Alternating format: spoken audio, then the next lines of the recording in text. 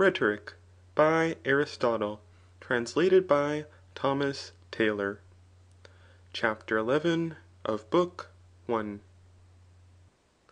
We must assume, therefore, how many and what things are useful and pleasant. Concerning what is useful, therefore, or advantageous, we have already spoken in the discussion of things pertaining to counsel. Let us, therefore, now speak of what is delightful. But it is requisite to think that rhetorical definitions are sufficient, if, about the object which they define, they are neither obscure nor inaccurate.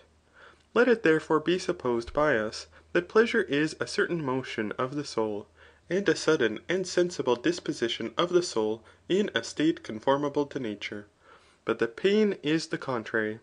Hence, if pleasure is a thing of this kind, it is evident that the pleasant is that which is effective of the above mentioned disposition. But that which is corruptive, or is effective of a contrary disposition, is painful. It necessarily follows, therefore, that it is pleasant to accede to that which is according to nature, as being that which has a frequency of subsistence, and especially when those things which take place according to nature have assumed their own nature. Those things also are pleasant which are done from custom. For that to which we are accustomed becomes now as it were natural, since custom is something similar to nature. For that which is frequently is near to that which is always done. But nature pertains to that which always, and custom to that which frequently takes place. That likewise is pleasant which is not violent, for violence is preternatural. Hence, also, necessities are painful, and it is rightly said, Painful is every necessary work.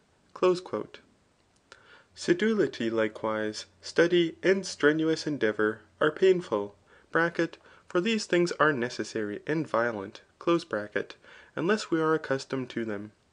But thus custom renders them pleasant, and the contraries to these are pleasant. Hence indolence, cessation from labour, freedom from care, mirth, recreation, and sleep are in the number of pleasant things, for no one of these is attended with necessity. Every thing likewise which we desire is pleasant, for desire is the appetite of that which is pleasant. Of desires, however, some are irrational, but others are attended with reason.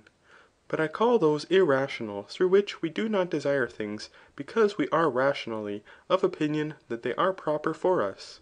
And desires of this kind are such as are said to be inherent in us naturally, as are those which exist through the body. Such for instance as the desire of food, thirst, and hunger, and also the desire of every kind of food. This is likewise the case with the desires of gustable substances, of venereal pleasures, and in short of tangible objects, and of what pertains to the smell of fragrance, to the hearing and the sight. But the desires attended with reason are such as are the result of persuasion. For men desire to behold and possess many things from report and persuasion. Since, however, the being delighted consists in the sensible perception of a certain passion, but the phantasy or imagination is a certain debile sense, and both to him who remembers and him who hopes, a certain imagination is consequent of that which he remembers or hopes. If this be the case, it is evident that pleasures are present with those that have strong memories and hopes, since sensible perception is also present with them. Hence it is necessary that all pleasant things must either consist in the sensible perception of what is present, or in the remembrance of what is past, or in the hope of what is future. For present things are the objects of sensible perception, but past things are remembered, and future events are the subjects of hope. Things therefore which are preserved in the memory are pleasant, not only such as were then delightful when they were present, but some also which were then not delightful, if afterwards they are attended with the beautiful and the good. Whence also it is said by Euripides, "'Tis pleasant when from danger free to recollect past misery."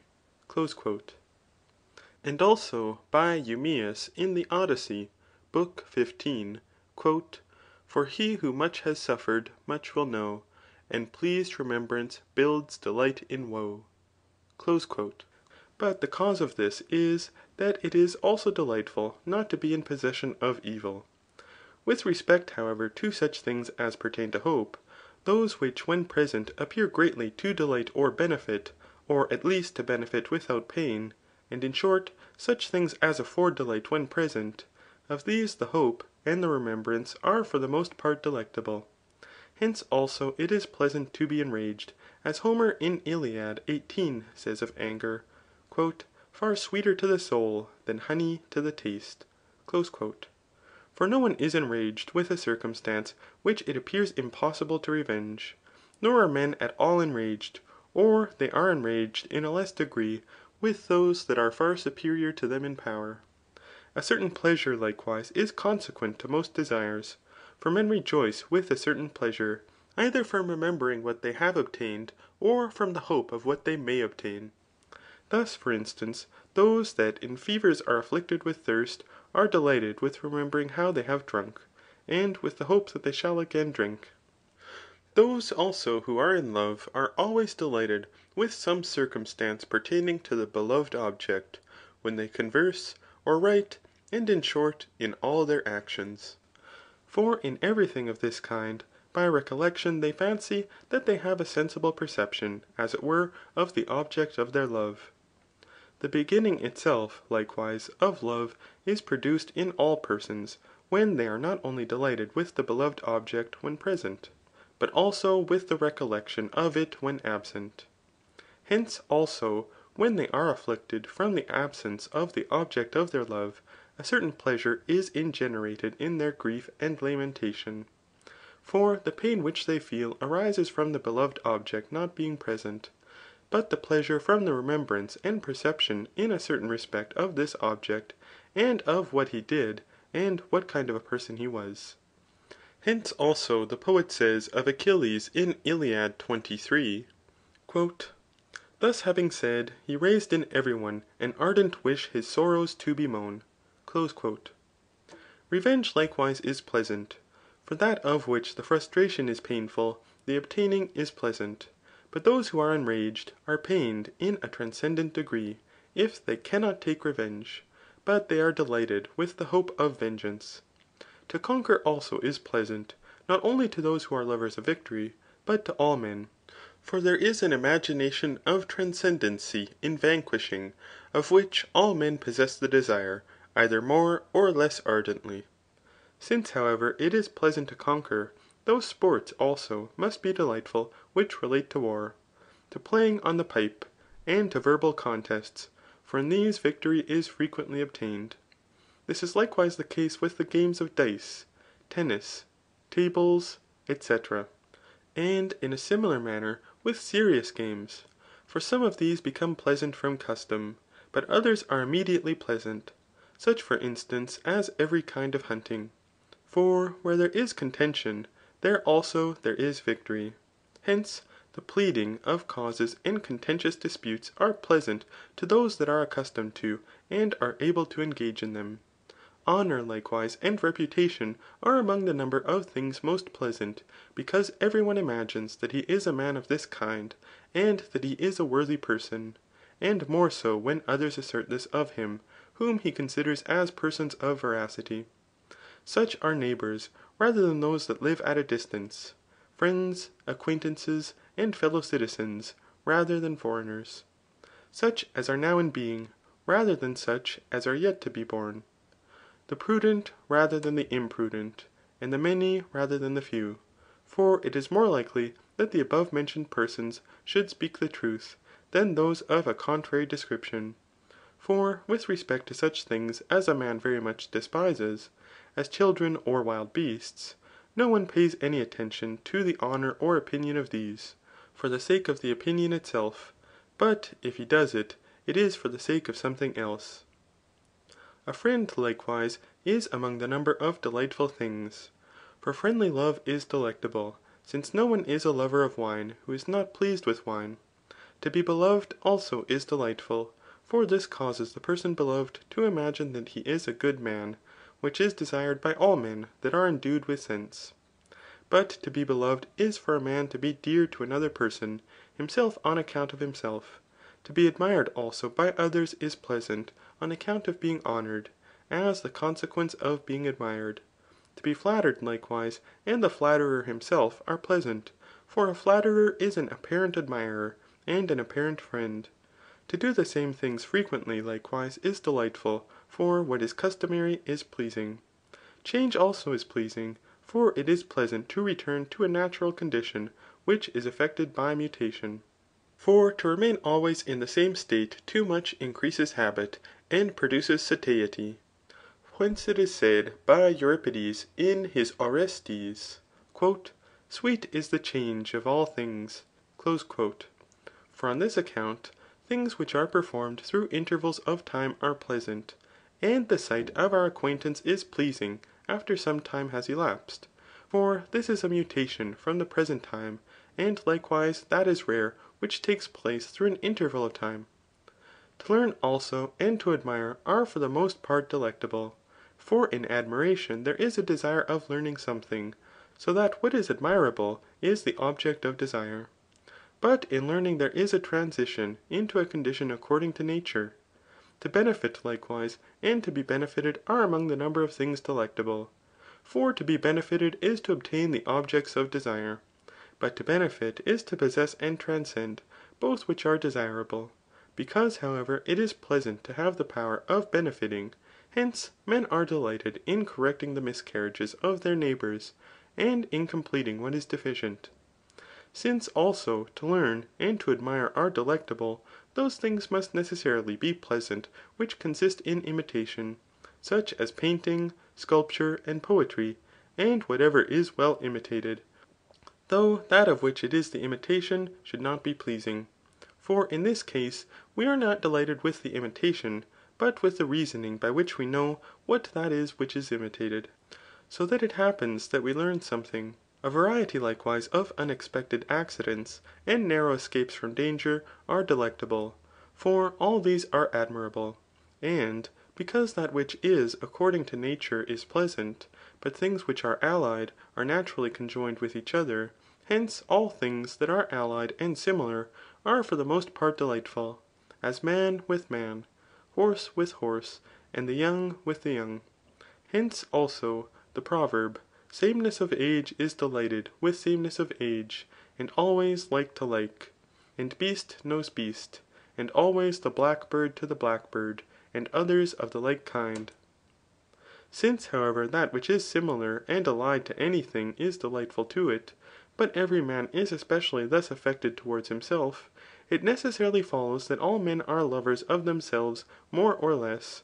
For such things as similitude and alliance are especially present with a man towards himself. But because all men are lovers of themselves, hence those things which are their own must necessarily be delightful to all men, such as their works and their orations. Hence for the most part they love their flatterers, and those that love them. They are ambitious, and love their children, for children are their own works. It is likewise pleasant to give completion to things which are deficient. For it now becomes our own work, and because it is most pleasant to govern, it is likewise delightful to seem to be wise. For to be wise is a thing of a ruling nature. But wisdom is the science of many and admirable things. Farther still, since men are for the most part ambitious, it necessarily follows that they are delighted to rule over and reprove their neighbours. It is likewise delectable to a man to be conversant with that in which he thinks he particularly excels. As Euripides also says, To this he eagerly applies himself, bestowing the greatest part of every day upon it, in order that he may even surpass himself. In like manner, because all recreation and relaxation is pleasant, and laughter also is among the number of things that are delectable, it necessarily follows that ridiculous things are pleasant, as well ridiculous men, as ridiculous speeches and works. Ridiculous things, however, are separately discussed by us in the treatise on poetry. And thus much concerning things which are delectable. But things which are painful will be manifest from the contraries to these. Such therefore are the particulars for the sake of which men act unjustly. CHAPTER 12. Let us now consider what the condition is of men that do an injury, and who those are whom they injure.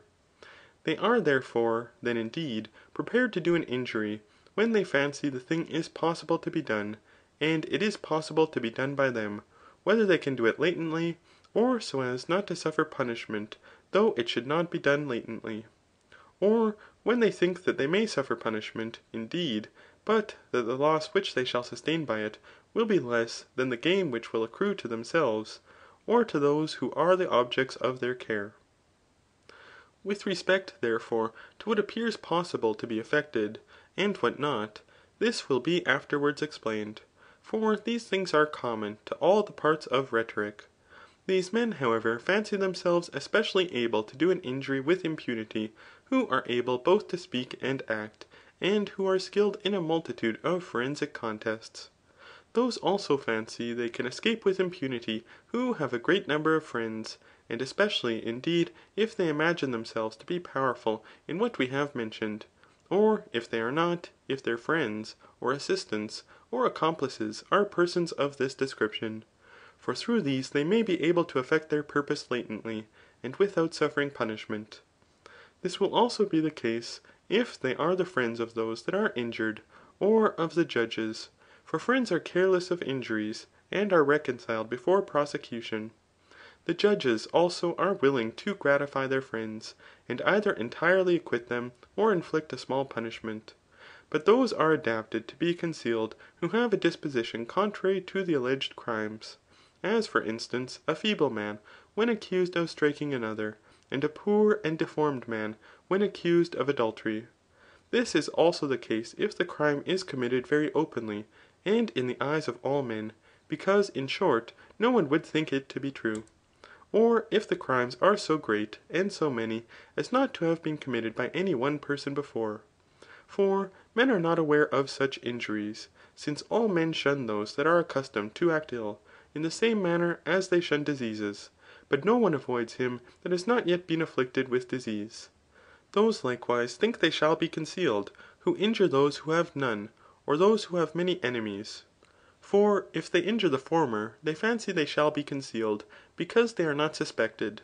But if they injure the latter, that they shall be concealed, because it seems incredible that they would attack those who are aware of them, and because they might urge in their defence, that they did not make the attempt, because they were certain they should find resistance. The like may be said of those who are provided with the means of concealment, or of some place or mode of escape which is at hand, and also of such who, if they cannot conceal themselves, can put off the cause by delay of justice, or by corrupting the judges.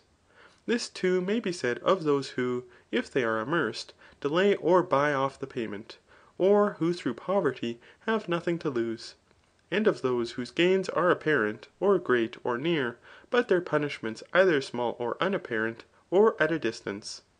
Likewise where the punishment is not equal to the profit, as appears to be the case in a tyranny, and also with those that gain by the injury, but are only disgraced by the punishment, and also with those to whom the contrary happens, that the injuries procure them a certain praise, as if it should happen, as it did to Zeno, that a man in avenging an injury at the same time revenges an injury done to his father or mother. But the punishments are either a fine or banishment, or something of this kind. For both these do an injury, whether it be done this way or that, though they are not the same persons, but contrary in their manners. Those likewise are audacious in committing injuries, who have frequently either been concealed or not been punished. This is likewise the case with those who have frequently failed in their attempts. For in things of this kind, in the same manner as in warlike concerns, there are some who are still prepared to renew the fight. And also with those to whom the delightful is immediately present, but the painful follows afterwards, or gain is immediate, but punishment posterior. For the intemperate are persons of this description, but there is intemperance with respect to all such things as are the objects of desire. Those likewise confidently do an injury to whom on the contrary the painful is immediately present, or punishment, but the delightful and the advantageous are present afterwards and later. For the continent and those who are more prudent pursue things of this kind.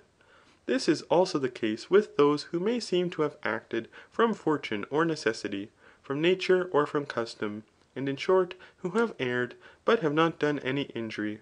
The like too may be said of those who have been able to obtain an equitable decision, and of such as are in want. But men are in want in a twofold respect, either as being in want of necessaries, as is the case with the poor, or as being in want of superfluities, as is the case with the rich.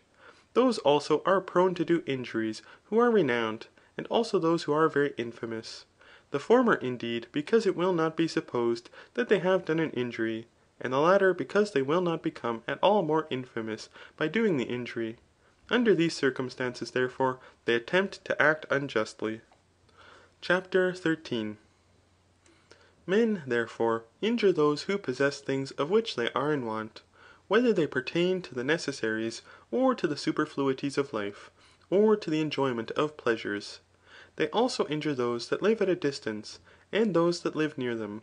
For the plunder of the latter is rapid, and the punishment attending the injury done to the former is slow, as was the case with those who plundered the Carthaginians. Men likewise injure the unwary, and those who are not on their guard, but are credulous, for it is easy to deceive all these. They also injure the indolent, for it is the province of a diligent man to avenge the injuries he has received. And likewise the bashful, for these do not contend about gain. They also injure those that have been injured by many, and who do not avenge the injuries they have received, as being according to the proverb, the Mysian prey. Likewise those whom they have never, and those whom they have frequently injured, for both these are incautious, the former indeed, as having never been injured, and the latter because they expect to be injured no more.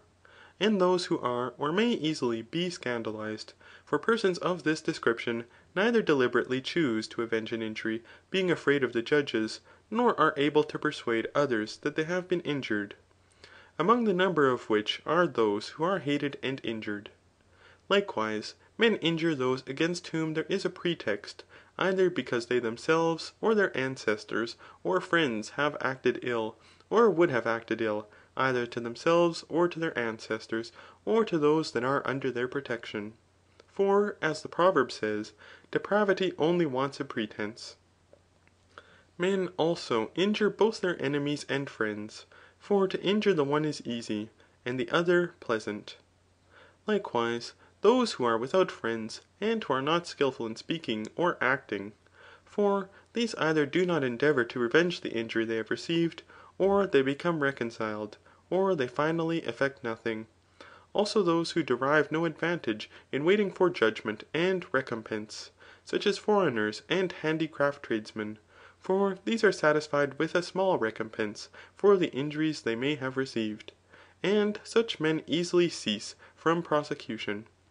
Men likewise injure those who have already done many injuries to others, or who have done such injuries as they now suffer. For it seems to be something near to the not doing an injury when any one suffers an injury, as he is accustomed to do to others. I say for instance, as if a man should chastise him who acted insolently towards others. They also injure those who have acted ill, or who have wished to do so, or have this wish at present, or intend to do an injury hereafter. For it is attended both with the pleasant and the beautiful, and this appears to be near to not acting unjustly.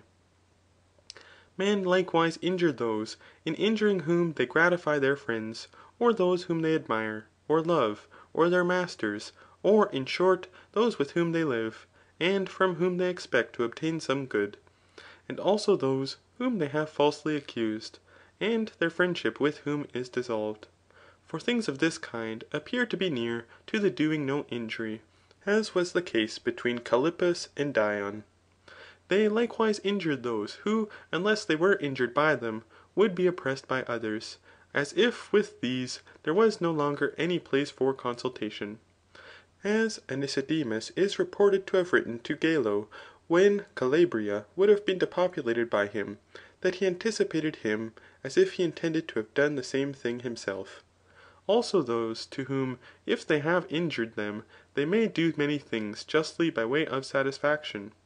As Jason of Thessaly said, it is necessary to act unjustly in some things, in order that we may be able to do many just things. Men likewise act unjustly in those things in which all or many persons are accustomed to act injuriously, for they fancy they shall obtain pardon for thus acting. Also in those things which can easily be concealed. But things of this kind are such as are easily consumed, such as esculent substances, or which are easily changed, either in their figure, or colour, or temperament, or which may easily be concealed in many places. But things of this kind are such as are portable, and which may be concealed in small places, and which also resemble many things which he that did the injury possessed before. Men likewise commit injuries in those things which those who are injured are ashamed to disclose, such as insolent and indecent behaviour towards the wife of a man, or towards himself, or his children. They also injure others in those things which show the prosecutor to be a contentious person. But things of this kind are such as are of small consequence, and for which pardon is granted. And thus we have nearly shown how men are capacitated when they do an injury, in what things they act unjustly, what kind of men they injure, and on what account. CHAPTER 14. Let us now distinguish between all unjust and just deeds, first beginning from hence. Just and unjust deeds, therefore, are divided with reference to two laws, and with reference to the persons to whom they relate in two ways. But I call law either proper or common. And the proper, indeed, is that which the several cities and nations have established among themselves. And of this law, one part is not written, but the other part is written. But common law is that which is according to nature. For there is something which is just, and something which is unjust in common naturally, and which all men prophetically pronounce to be so, though they have no communion nor compact with each other. And this the Antigone of Sophocles appears to imitate, when she asserts that it is just to bury Polynices, though forbidden to do so by Creon the king, because this is naturally just. Nor could I ever think a mortal's law of power or strength sufficient to abrogate the unwritten law divine, immutable, eternal, not like these of yesterday, but made ere time began. And as Empedocles says, with respect to not slaying that which is animated, for this is not indeed just to some persons, but not just to others. But a fixed law in all men's breasts, where'er heaven's light immense shines through wide ruling air. And this is also confirmed by Alcidamas in his Messeniac oration. The persons, however, to whom the just and the unjust are referred, are distinguished in a twofold respect. For what ought, and what ought not to be done is either referred to the community, or to one individual of the community.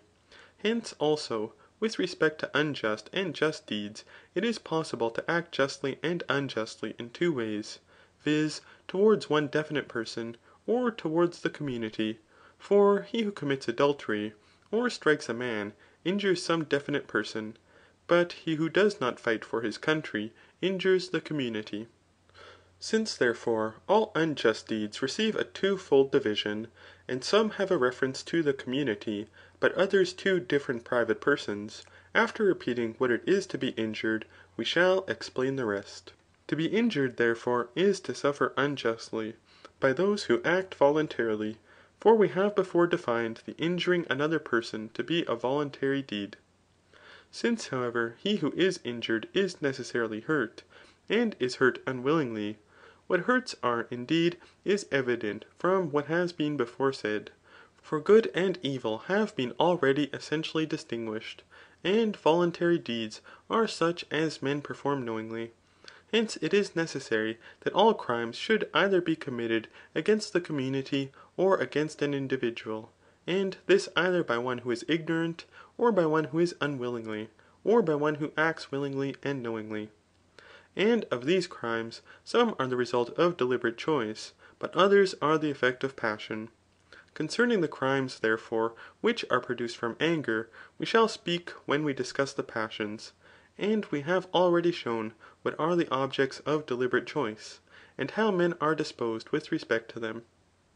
Since, however, frequently men who confess that they have done a thing of which they are accused, either deny the name by which the accuser calls the deed and inscribes the accusation, or deny the thing which is signified by the inscription, as for instance, that the thing was taken indeed, but not stolen, and that such a one gave the first blow, but did not act insolently, and associated with the woman indeed, but did not commit adultery with her, or that he committed a theft, but not sacrilege (for he took nothing consecrated to divinity), or that he broke up land, but not belonging to the public, or that he discoursed with the enemy, but did not betray his country. On these accounts, it will be requisite to define what theft, insolent conduct, and adultery are, in order that if we wish to show these offences were committed or not, we may be able to declare what is just. Every thing, however, of this kind pertains to the question whether the thing is unjust and wicked, or is not unjust. For depravity and acting unjustly consist in deliberate choice, but appellations of this kind pre-signify deliberate choice. As for instance, insolent conduct and theft. For it does not follow that he who strikes another acts entirely insolently towards him, but then only if he strikes him for the sake of insulting him, as for instance with a view to disgrace him, or to please himself. Nor does it entirely follow that if a man receives any thing latently, that he has stolen it, but if he takes it away with a view to the detriment of him from whom he takes it, and of his own advantage. The like also takes place in other things, in the same manner as in these. Since, however, there are two species of just and unjust things, for some indeed are written, but others are not committed to writing, of those indeed which are proclaimed by the laws we have already spoken, but of those which are not committed to writing these are two species. And of these, some indeed consist in the excess of virtue and vice, in which are disgrace and praise, ignominy and honour and gifts. Such for instance as to be grateful to a benefactor, to benefit him who benefits, and to be ready to give assistance to friends, and other things of the like kind. But others are a supplement to the proper and written law. For the equitable appears to be just, and the equitable is that which is just, besides what is enjoined in the written law. This however happens partly against the will, and partly with the will of the legislators. Against their will indeed, when the crime is latent, but with their will when they are unable to define the thing. And it is necessary indeed to assert universally that the thing does not thus subsist always, but for the most part. Legislators also omit certain things willingly, which it is not easy to determine on account of their infinity. As for instance, when they ordain a punishment for striking a man with iron, they omit to determine the quantity and the quality of the iron. For life would not be sufficient to enumerate things of this kind. If therefore any thing is indefinite, but it is requisite to make a law concerning it, the legislator must necessarily promulgate the law simply. Hence, if a man having a ring on his finger lifts up his hand against, or strikes another person, according to the written law, indeed he is guilty, and acts unjustly, but in reality he does not act unjustly by striking him with his ring, and this is the equitable. If then what we have said be equity, it is evident what kind of things are equitable and not equitable, and also what kind of men are not equitable. For those things are equitable in which it is necessary to grant pardon. It is likewise equitable not to estimate errors and injuries as deserving equal punishment, nor errors and misfortunes. But misfortunes are such things as happen contrary to expectation, and not from depravity. Errors are such things as do not happen contrary to expectation, and are not from depravity. But injuries are such things as are not affected contrary to expectation, but proceed from depravity. For what proceeds from desire emanates from depravity. It is likewise equitable to pardon human frailties. Also not to direct our attentions to the law, but the legislator. And not to look to the action, but to the deliberate intention of him who did it. Nor to a part of a thing, but the whole. nor to consider what kind of a person a man is now, but what he always was, or for the most part. It is also the province of an equitable man rather to remember the good than the evil which he has received from another, and to be more mindful of the good which he has received than of the good which he has done. Also to endure the being injured patiently, and to be more willing that a controversy should be decided by words than by deeds. He is likewise more desirous that a thing should be decided by arbitration than by the suffrages of judges. For an arbitrator looks to the equitable, but a judge looks to the law. And recourse is had to an arbitrator for the sake of this, viz. That the equitable may prevail. And thus much concerning the equitable. CHAPTER 15. Those injuries, however, are greater, which proceed from greater injustice. Hence, also, sometimes the least injuries are attended with the greatest injustice. Thus, for instance, Callistratus accused Melanopus for having defrauded the builders of the temple of 3 sacred vessels of an inconsiderable value. But the contrary takes place in justice. These, however, are the greatest injuries because they transcend in power. For he who stole these 3 sacred vessels would have committed any other unjust act. Sometimes, therefore, the injury is thus greater, but sometimes it is judged to be greater from the harm that ensues. That injury also is considered to be greater to which no punishment is equal, but every punishment is less than it deserves. And likewise that for which there is no remedy, because it is difficult and impossible to apply such a remedy. Also that for which the sufferer can obtain no recompense, for the evil is incurable, since justice and punishments are the remedies of injuries. Likewise, if the sufferer and he who is injured cannot endure the attendant ignominy, for in this case he who did the injury deserves to be punished in a still greater degree. Thus Sophocles, when pleading for Euctemon, because he who had been used insolently slew himself, said, that he who had done the injury ought not to be punished in a less degree than he had punished himself who had been injured. The injury likewise is greater which a man does alone, or the first of all men, or with a few associates.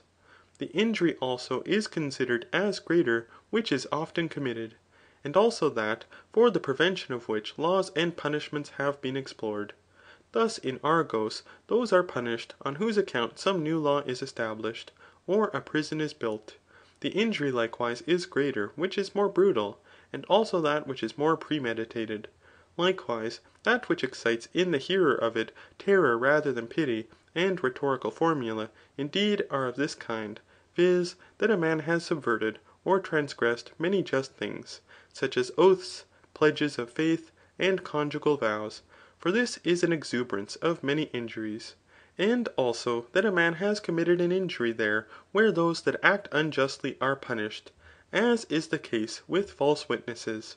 For where will not he do an injury who commits one in a court of justice? Likewise, that a man has done an injury which is attended with the greatest shame, and that he has injured him by whom he has been benefited. For such a one multiplies injuries because he acts ill, and likewise does not act well. Also, the injury is greater which a man does against the unwritten laws. For it is the province of a better man to be just, not from necessity, but voluntarily. Written laws therefore are observed from necessity, but this is not the case with unwritten laws. But after another manner the injury is greater which is committed against the written laws. For he who acts unjustly in those things in which he may be terrified by punishment, will much more act unjustly in those things for which no punishment is ordained. And thus much concerning a greater and a less injury. CHAPTER 16. It follows in the next place that we should discuss what are called inartificial credibilities. For these are peculiar to forensic orations, but they are few in number, viz. The laws, witnesses, compacts, examinations, and an oath. In the first place, therefore, let us speak about laws, how they are to be used, both by him that exhorts, and him who dissuades, by him who accuses, and him who defends. For it is evident, that if the written law indeed is contrary to the affair, the common law must be used, and equity as being more just. And it is also evident that the best decision will be given when the written laws are not entirely used. The equitable likewise always remains and never changes. And this too is the case with common law. For it is according to nature, but written laws are frequently changed.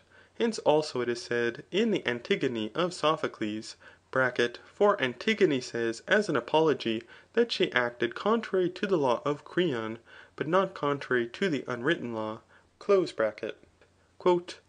Nor could I ever think a mortal's law Of power or strength sufficient to abrogate The unwritten law divine, immutable, Eternal, not like these, of yesterday, But made ere time began.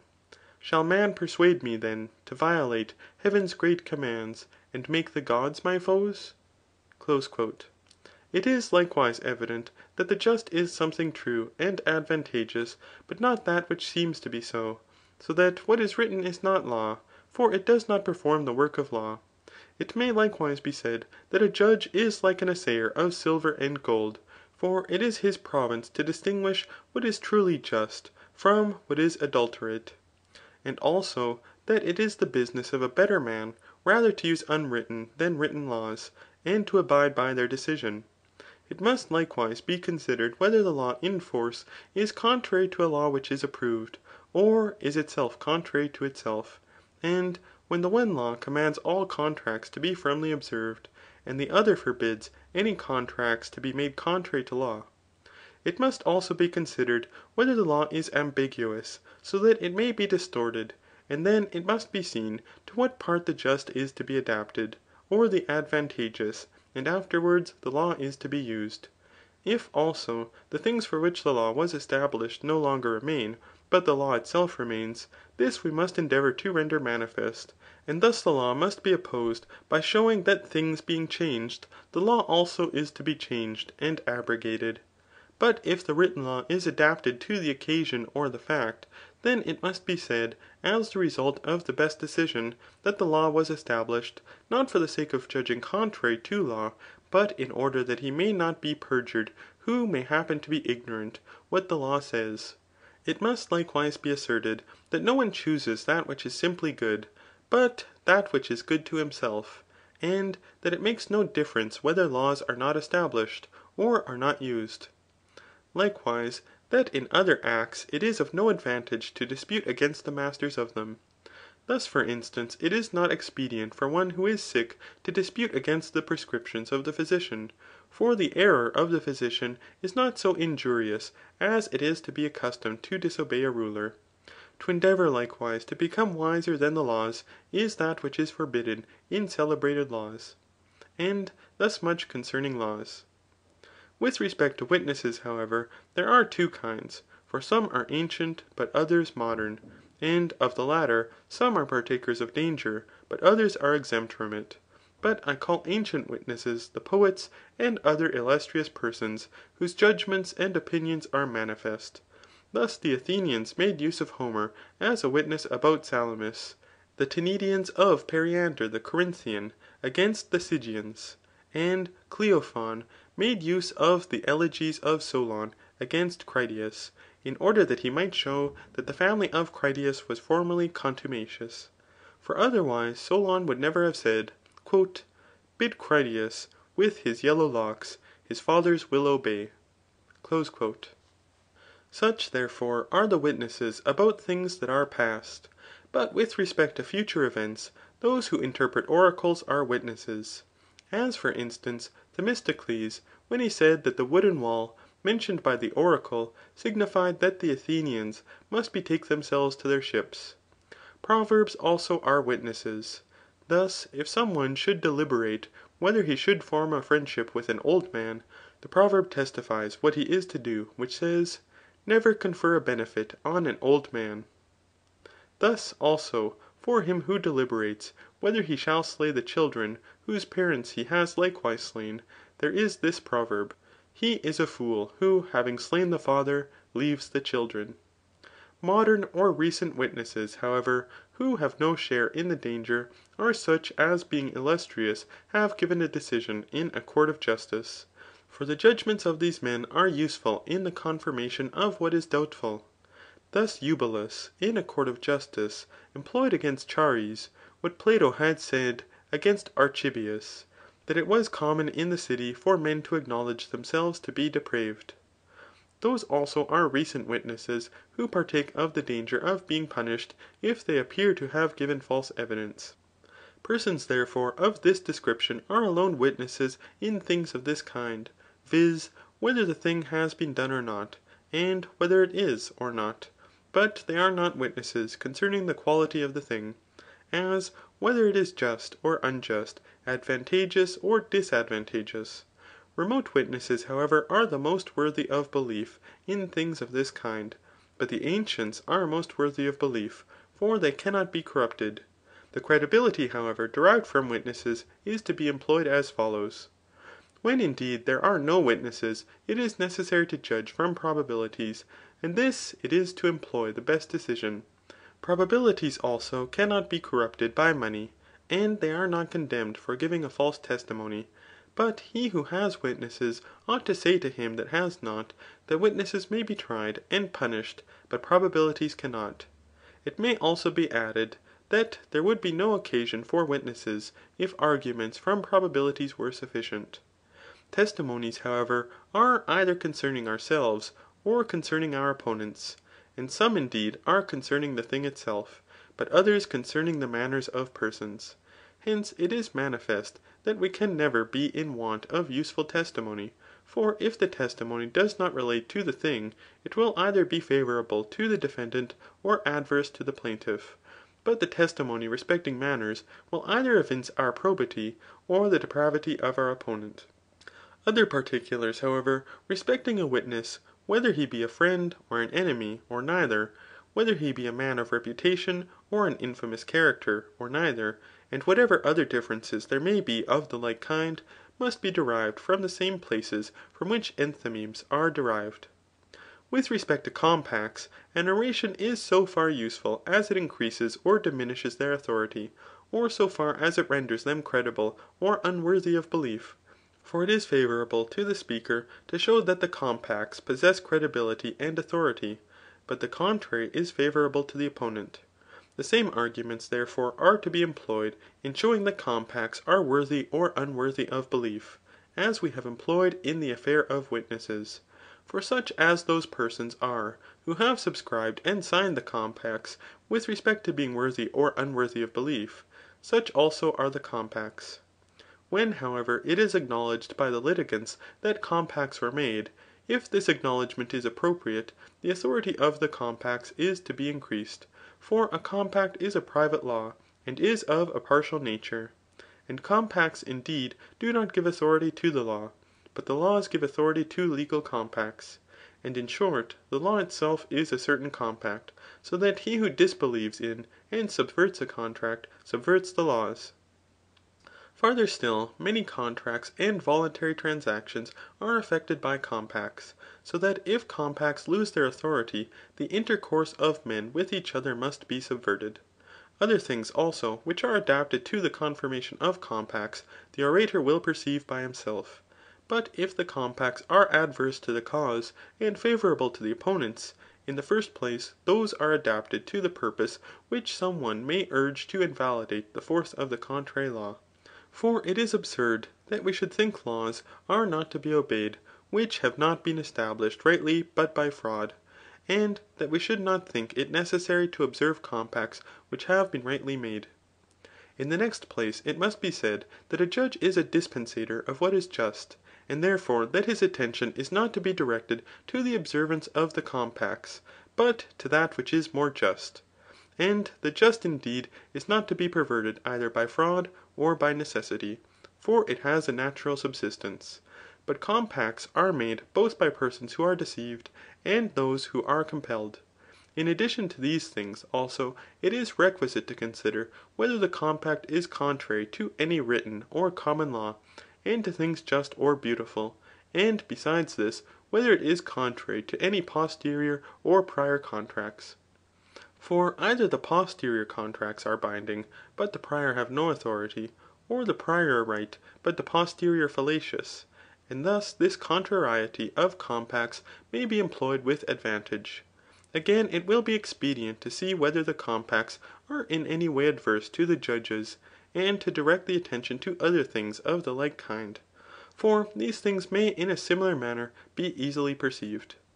Examinations also and torments are certain testimonies, and they seem to possess credibility, because a certain necessity is present with them. There is no difficulty, therefore, in perceiving what relates to these things, and in narrating what is contingent to them, as also in discussing those particulars, which if they are adapted to our purpose, we may amplify by asserting that these alone are true testimonies. But if they are against us, and favourable to our opponent, then the evidence may be invalidated by speaking against the whole genus of examinations and torments. For men through compulsion no less assert what is false than what is true, since they endure in order that they may not speak the truth, and readily assert what is false, in order that they may be more swiftly liberated from pain. For collateral confirmation also it is requisite that examples should be adduced, with which the judges are acquainted. With respect to oaths, however, there is a fourfold consideration. For we either give and take an oath, or we do neither. Or we do the one, but not the other. And of these, either an oath is given, but not taken, or it is taken, but not given. Again, either we have sworn before, and are accused by our opponent of perjury, or the opponent swears, and is accused of perjury. He, therefore, who does not offer an oath to his opponent, may say that men are easily perjured, and that his opponent, if he should take an oath, would not restore the money. But if he did not take an oath, he should think the judges would condemn him. He may also add, that as the affair is dangerous, it is better to commit it to the judges, for he believes in them, but not in his opponent. He likewise, who does not take the oath which is offered him, may say, that he does not take it because he is unwilling to swear for money, and that if he was a bad man he would take an oath, for it is better to be depraved for the sake of something, than for the sake of nothing. For by taking an oath he will obtain money, but otherwise not. His not taking an oath, therefore, will be the effect of virtue, and will not be the consequence of the fear of perjury.